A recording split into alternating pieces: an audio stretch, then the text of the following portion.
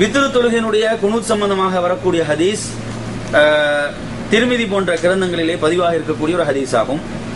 இந்த ஹதீஸை அறிவிக்கக்கூடியவர் ஹசன் இப்னு அலி ரலியல்லாஹு அன்ஹு அவர்கள் அறிவிக்கக்கூடிய ஒரு ஹதீஸ். அவங்க சொல்றாங்க, நபி அவர்கள் எனக்கு வித்ரிலே ஓதுவதற்காக இந்த வார்த்தைகளை கற்றுத் தந்தார்கள் என்று சொல்கிறார்கள்.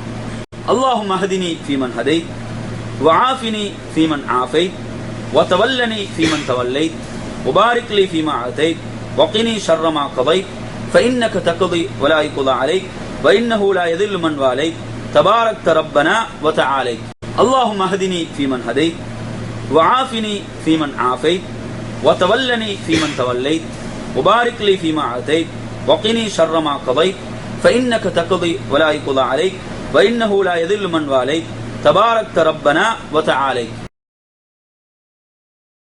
என்ற இந்த வார்த்தைகளை நபி அவர்கள் எனக்கு வித்ரில் ஓதுவதற்கு கற்றுத்தந்த வார்த்தைகள் என்று ஹசன் ரலியல்லாஹு அறிவிக்கக்கூடிய ஹதீஸ். எனவே இந்த ஹதீஸினுடைய அடிப்படையிலே அந்த வித்ரில குனூத் ஓதுவது என்பது ஒரு சுன்னத்தான செயல் என்பதை அறிகிறோம் இல்லைங்க அவன் சொல்றது.